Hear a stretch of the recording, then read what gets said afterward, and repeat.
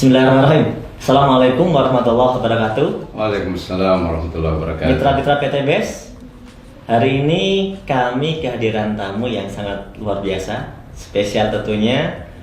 Di depan saya ada salah satu dari tim konsultan Eco Farming. Beliau adalah Bapak Jamaluddin Al-Afghani.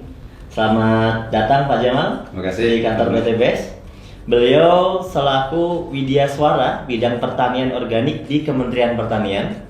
Kemudian beliau juga asesor pertanian organik Lembaga Sertifikasi Profesi Pertanian Kementerian Pertanian. Ya. Hari ini kami mau bincang-bincang nih dengan Pak Jamal ya. Tentunya terkait dengan produk yang dipasarkan oleh PT BES, yaitu adalah produk Eco Farming. Nah, produk Eco Farming ini sangat luar biasa penjualannya, sangat ramai sekali, sangat laku sekali.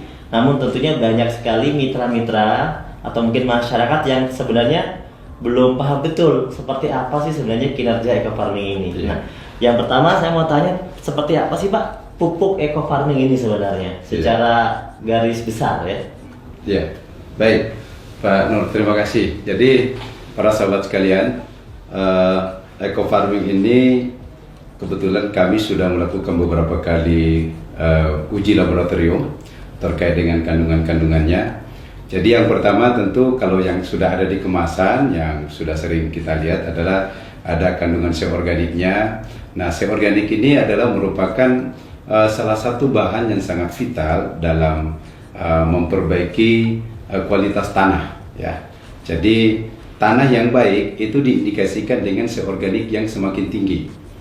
Nah, saat ini kondisi tanah kita kenapa masuk dalam kategori kurus?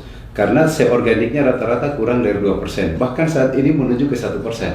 Nah, jadi ini adalah satu hal yang menggembirakan bagi kita bahwa ada satu produk kecil tetapi kadar seorganiknya sangat luar biasa.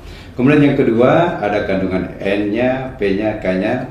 Ya sekalipun dalam jumlah yang kecil, tapi ingat bahwa memang untuk bahan organik tidak ada NPK yang di atas 5 ya. Jadi kalau Mas Nur, kalau misalnya ada pupuk organik yang N-nya di atas 5, itu malah dipertanyakan, jangan-jangan pakai urea. Jadi secara peraturan memang nggak boleh. Nggak boleh. Meskipun di Kementerian Pertanian kita membolehkan N itu sampai di angka 6, tetapi kalau bicara di sertifikasi, rata-rata lembaga sertifikasi organik akan mencari ada apa sebenarnya kenapa sampai di atas 5, dan pada akhirnya rata-rata mereka tidak merekomendasikan bahwa itu produk organik. Jadi kalau organik murni jarang sekali kita dapatkan di atas 5. Nah, kemudian yang kedua, Pak Nur, ini yang luar biasa dari hasil uji kami bahwa di dalam pupuk ini ternyata mengandung mikroba yang luar biasa besar. Jadi kalau misalnya nilai NPK-nya kecil tetapi mikroba penambat nitrogen itu yang tinggi, sehingga dia bisa mengambil nitrogen yang ada di udara. Ingat ya, di udara ini ada nitrogen sekitar kurang lebih 80% yang bisa diambil oleh mikroba di dalam tanah.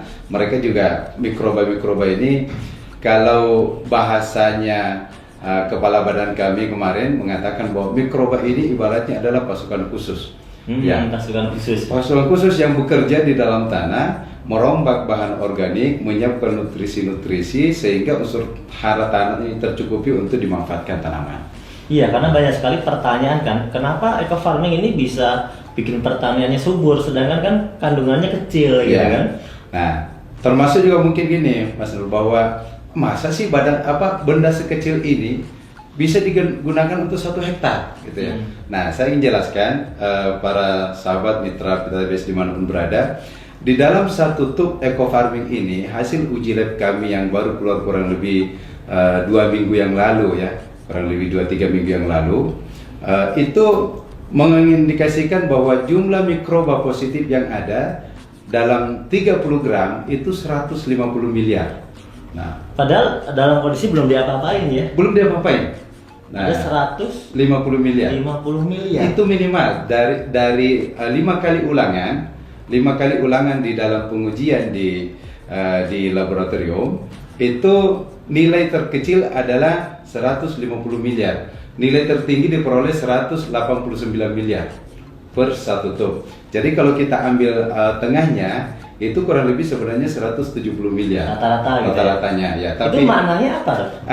Maknanya begini, dengan mikroba yang dalam jumlah yang besar itu ketika kita aplikasikan ke tanah sebenarnya tidak perlu langkah awal tidak perlu sebenarnya kita lakukan pengembangbiakan lagi, fermentasi gitu ya. Itu yang pertama. Yang kedua, ketika kita aplikasikan ke tanah di dalam satu kali aplikasi, misalnya kemarin saya membuat sebuah catatan kecil bagaimana kita breakdown di dalam dalam 1000 ml itu ada 150 miliar misalnya. Nah, artinya setiap 100 ml itu ada kurang lebih 15 miliar. Nah, jadi dalam 50 ml itu ada 7,5 ada sekitar 75 miliar ya, ada sekitar 7,5 miliar maksud saya. Ada sekitar 7,5 miliar dalam satu tangki. Dalam satu tangki yang dicampur dengan yang dicampur dengan 15 liter air. Nah, ini artinya apa? Mikroba yang begitu banyak ketika kita aplikasikan ini, pertama ketika dia turun ke tanah, mereka akan berkolaborasi untuk memperbaiki kualitas tanah. Dan mereka ini karena jenisnya banyak, penambah nitrogen, ada pembuka stomata. Nah ini yang unik lagi, pembuka stomata, Mas Nur. Apa fungsinya pembuka stomata? Stomata itu kan ada waktu-waktu terbuka secara alami. Ya, sampai jam 10-an. Iya. Ya. Nah, tetapi dengan menggunakan eco farming ini, ada mikroba yang kerjanya memang membuka stomata di luar jamnya. Jadi bisa bertambah lama gitu teman-teman. Iya. Nah, sehingga kenapa kemudian teman-teman misalnya di sawit ya. Tadi kita dengarkan ada tamu dari Bengkulu mengatakan ada petani yang mengaplikasikan baru sekali, tadinya daunnya itu nggak bisa terbuka untuk keluar sawitnya, baru sekali aplikasi ternyata udah pada keluar setelah 28 hari. Nah, akhirnya mereka mengatakan, wah ini baru kali ini saya pakai pupuk yang bisa membuka daun secepat itu.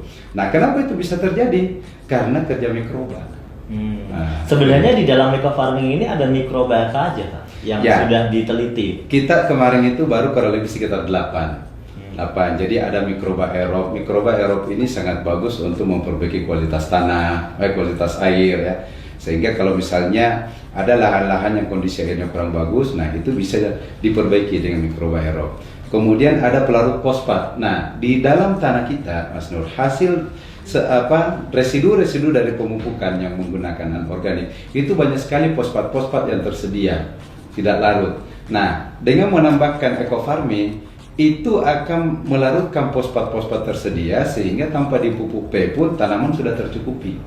Nah, itulah kenapa kemudian dengan pengurangan sampai 75%, kenapa kemudian ternyata masih tetap bisa mencukupi unsur hara tanaman karena kerja mikroba yang memanfaatkan bahan-bahan yang tersedia di dalam tanah. Kemudian ada mikroba yang fungsinya juga adalah untuk melarutkan residu. Jadi residu-residu dari hasil sisa-sisa racun, pestisida segala macam itu bisa dilarutkan sehingga tanah menjadi lebih sehat. Ada selain penambah nitrogen, pelarut fosfat, nah kita mikoriza. Nah ini dia. Ini mikoriza yang sangat luar biasa. Kenapa luar biasa? Mikoriza ini mampu mengambil makanan untuk disuplai ke akar tanaman dalam jarak yang sangat jauh. Jadi dia bekerja membantu menyuplai makanan. Ya, menyuplai. Dan yang kedua, mikoriza ini dia juga sekaligus membuat cadangan makanan. Nah, jadi kalau misalnya ada tanaman-tanaman yang kekeringan gitu ya, tidak tersuplai unsur hara dalam waktu air dan cukup misalnya, itu karena adanya cadangan makanan dari mikoriza sehingga dia masih tetap tahan. Nah, inilah kelebihannya sehingga kita mendengarkan banyak sekali dari teman-teman menyampaikan bahwa kenapa kok kekeringan tapi masih tetap hijau. Nah, itu salah satu fungsi hasil kerja dari mikoriza ini. Ya. Dan yang lainnya mungkin? Nah, jadi kita baru intinya begini, kita baru mengidentifikasi mikroba ini kurang lebih sekitar 200 juta dari 150 miliar. Nah, sehingga baru diidentifikasi sebagian? Iya, baru sebagian. Dari 150 miliar ini hasil uji kita baru kurang lebih 200 juta yang teridentifikasi. Artinya apa? Masih banyak mikroba-mikroba positif lain yang belum kita ketahui apa namanya, tetapi hasilnya sudah nampak kinerjanya.